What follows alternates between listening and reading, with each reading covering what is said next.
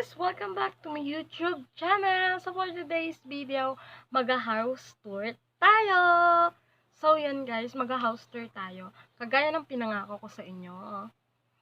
And ngayon ko nag-isip na gawin yun guys dahil kami lang dito ng mga bata. Nagpapuerto si mama because something happened sa lola ni asawa. Asawa ng kapatid ng lola ni asawa. Basta yun, lola ni asawa. So, yun, kami lang dito. But, before anything else, bago natin simulan yung ating house tour, maliligo muna ako.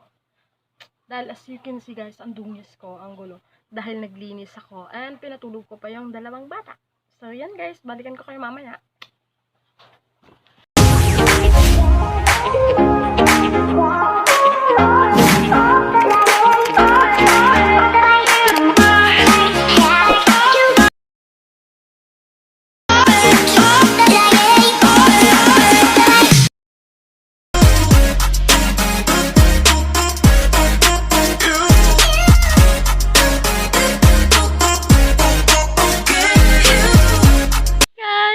Tapos na ako maligo and uumpisahan na natin yung tour. Dito lang ako kuwan kasi mainit. Ang init guys, sobrang init. So, yun. Pasok na tayo sa bahay guys. Ito yung labas na ang init talaga. And ito yung pinto. So, papasok na tayo. Charan! Pagpasok may nakaduyan agad. So, yan. Sara lang natin yung pinto kasi mainit. Ayan. So, yan. Pagpasok nyo, makikita nyo kaagad dito yung kuna. And magulo dahil may mga damit na hindi pa natutupi. Yun yung mga shoes and everything. Tapos, here yung dining area. Pasensya na kayo guys, magulo talaga siya, pero nagligpit na talaga ako. Ganyan na talaga siya. Yan. And then may duyan. May ceiling fan syempre. Mainit nga eh, di ba? So, ayan yung view. Yan yung aming kusina. Lapit tayo. Yung ref na yan, sira na kaso yan eh. Yan.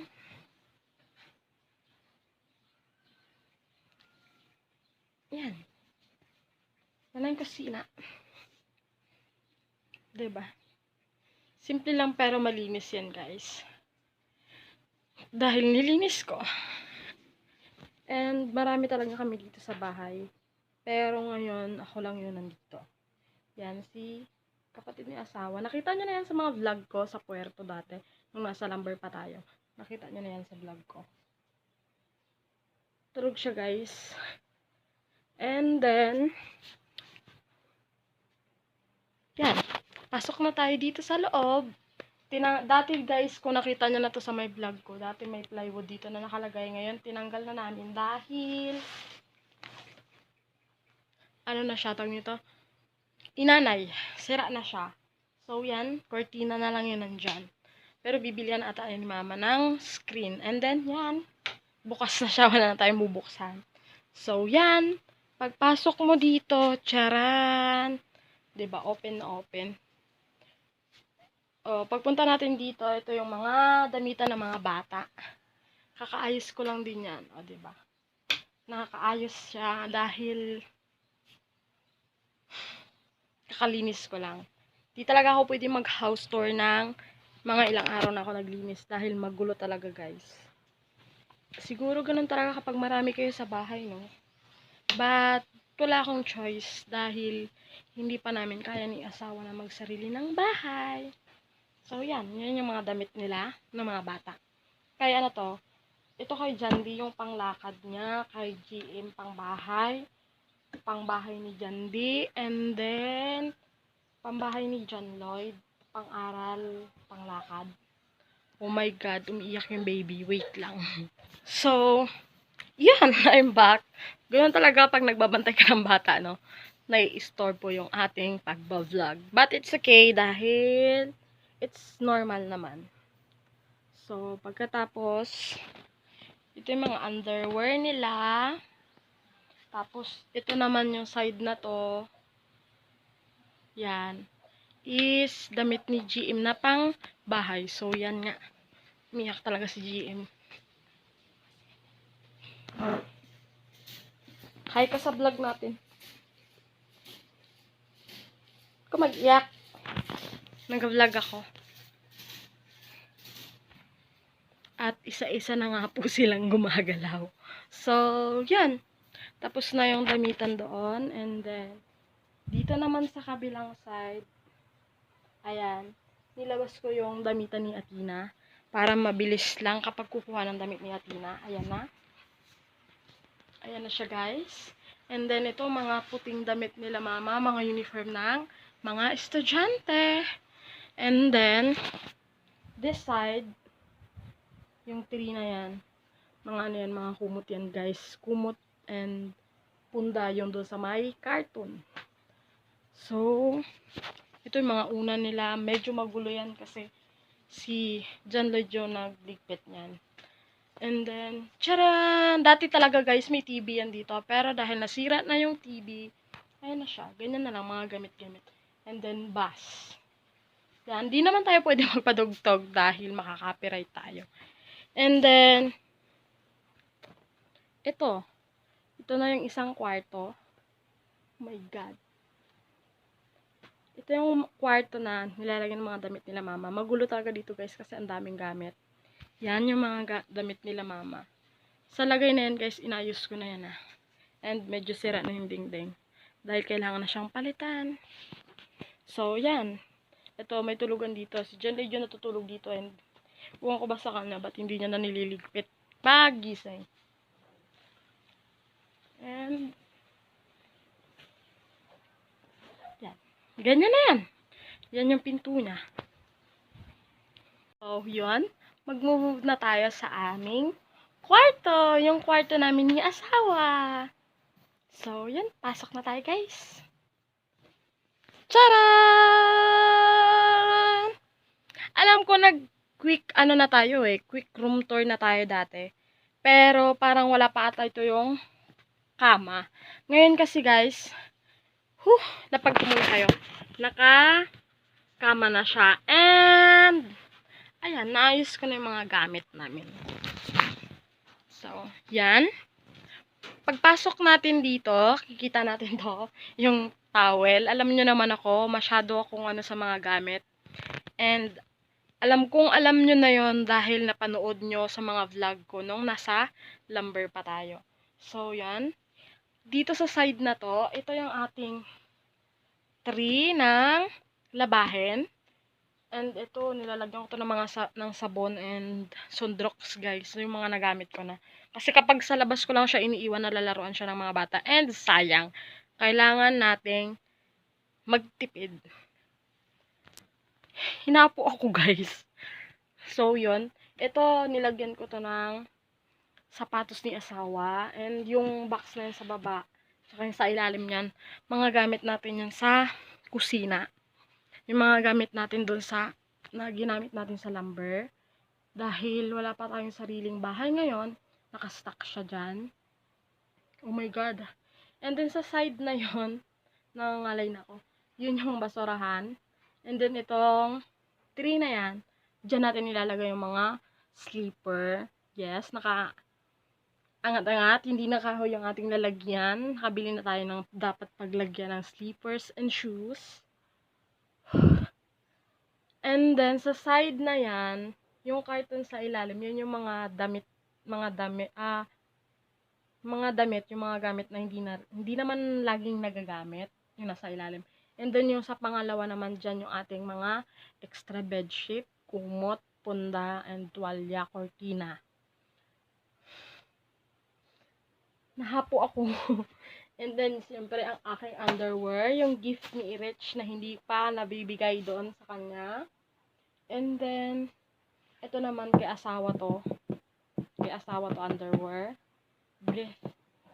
And, boxers niya. Yung bra ko na mga panlakad, dito ko na nilagay. My bag.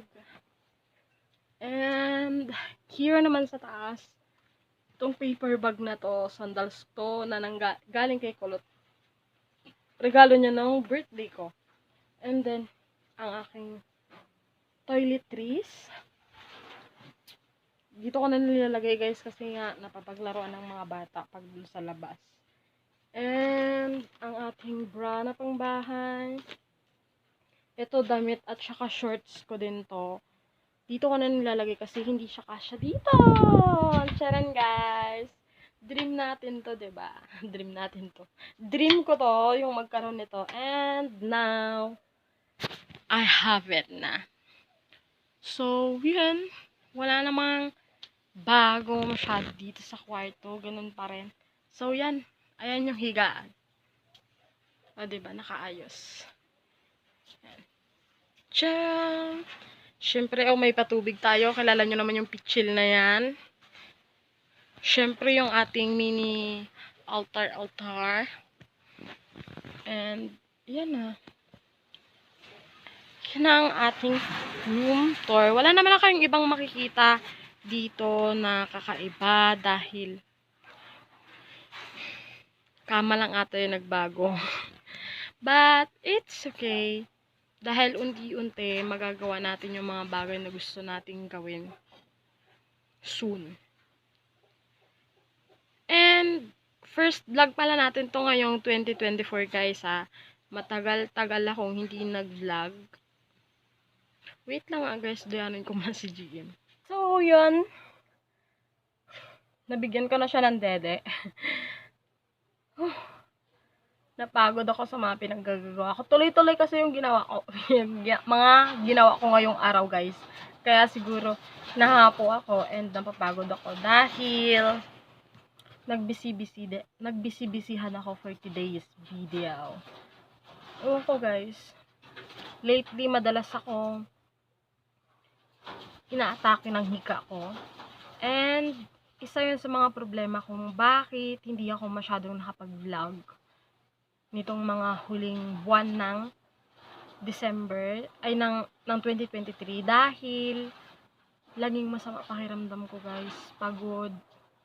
Siguro, dahil sa malamig na panahon, kaya lagi akong inaatake ng hika ko. And, tapos biglang sobrang init. Siguro yun. And, yun. Maraming nangyayari sa life namin ngayon. Maraming struggle sa both side namin ni asawa. So, kagaya ng na-mention ko kanina, nung bago tayo nagsimula, is nasa puerto ngayon si mama dahil nasa hospital yung lola ni asawa. Hindi ko na ma-explain sa inyo, basta lola ni asawa yon.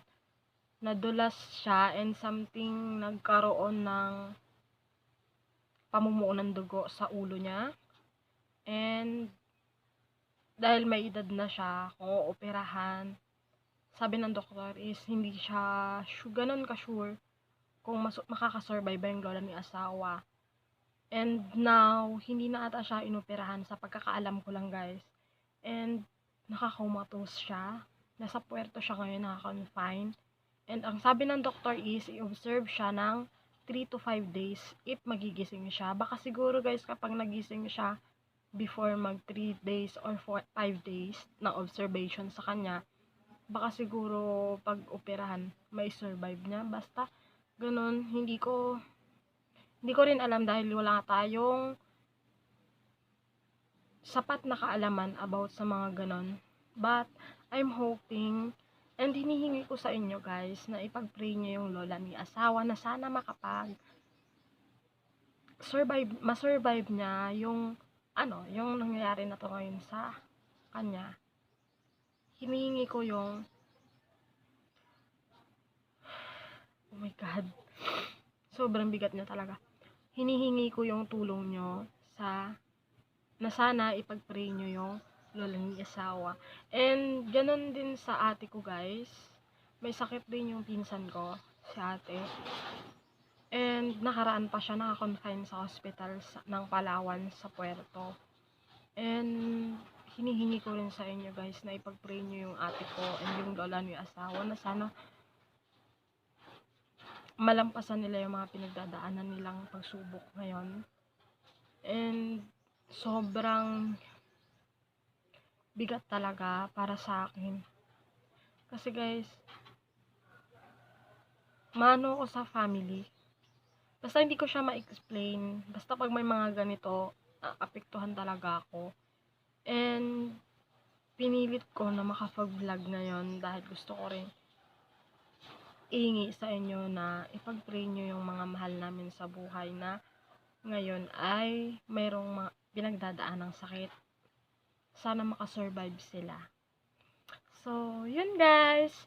Dito ko na tinatapos yung vlog. Sana nagustuhan nyo tong vlog na to and sana maging okay na ang lahat para sa susunod tuloy-tuloy na yung pag-vlog natin. And speaking pala guys, yung mama ni Athena uuwi na siya sa Ate Amping dahil marami din hindi magandang nangyari sa kanya. Kaya grabe talaga yung stress na pinagdadaanan ng family namin yung asawa ngayon dahil sa sunod-sunod na pagsubok. Pero naniniwala naman ako na nandyan lagi si God and i-guide niya kami. Alam ko na lahat ng to pagsubok lang. So, yun guys. Makakauwi na si ate, makakasama niya na si Athena. And i-update ko kayo kapag nandito na si ate. So, yun guys, dito ko na tinatapos yung ating vlog. Kung bago pa lang kayo sa aking YouTube channel, please like, share, and subscribe. And i-hit nyo na rin yung notification bell para palagi kayong updated sa mga susunod ko pang i-upload na videos. So, yun guys, i-support nyo po yung aking mga yung aking mga